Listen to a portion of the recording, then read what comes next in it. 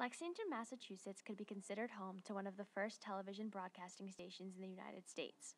However, their noble attempt at revolutionizing media was abbreviated due to difficulty in technology and financial issues. Television was simply an idea whose time had not yet come.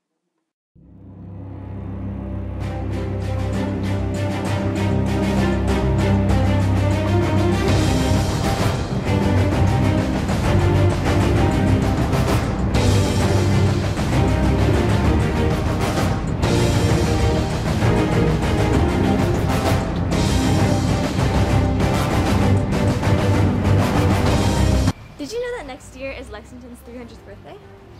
I didn't. I actually did. Yeah. I didn't know that. What a great time that's going to be. Then would you mind telling us one thing that you think is unique about Lexington's history? Let's see. There's an incredible past. Well, funny thing about Lexington's history is kind of made up of what people perceive it to be. And what I found out is that the Minutemen actually weren't from Lexington. Did you know that? Well, the first shot was fired on that battle green over there. A lot of wonderful history. I like hearing about the bat. I especially like the story about a doctor. They were a garrison from Roxbury is what I'm hearing. Did you know that Lexington is also the first town in Massachusetts to have television broadcasting in the 1920s? I did not know that. I didn't know that. That I did not know. I imagine that there's a lot of progressive work being done here in Lexington, and that doesn't surprise me, but I'm glad to know. No way!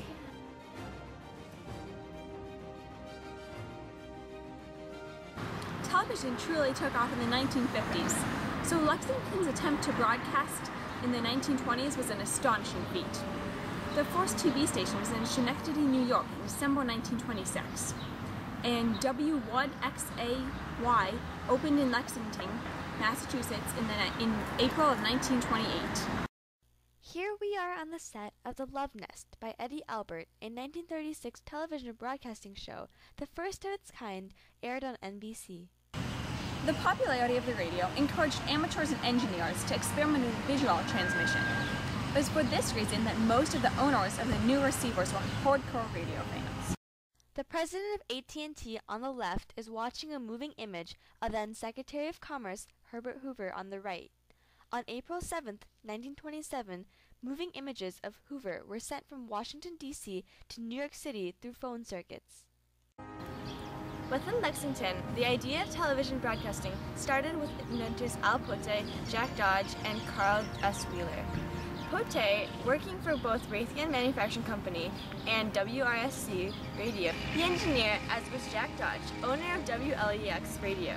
He moved the station from Somerville to Lexington, converting the station to 50 watts, a large amount for that time. The pictures received through these televisions were generally about 3 by 3 inches and blurry, if they even came through at all, so most people felt no need to waste money on such an impractical device. Raytheon Manufacturing created television tubes, encouraging the engineers to pursue this new technology with financial support. While the technology was slow to come, people were not impatient, for even the engineers did not know when their ideas would become a reality. Lexington inventor Waldo Saul made scanning discs that WLEX used. The Lexington television disc cost $20, which is about $270 today, and was unique, so it only worked for WLEX and no other TV station. On April 19, 1929, W1XAY, the first television broadcasting station in Massachusetts, moved to this location on the corner of Adams Street and North Street. The television signal could only go 10 miles, and the equipment required for even that often did not work and was expensive. The New England Council, the broadcasting station's source of financing, eventually backed out. It became clear that television was not generating the revenue or popularity needed to take off.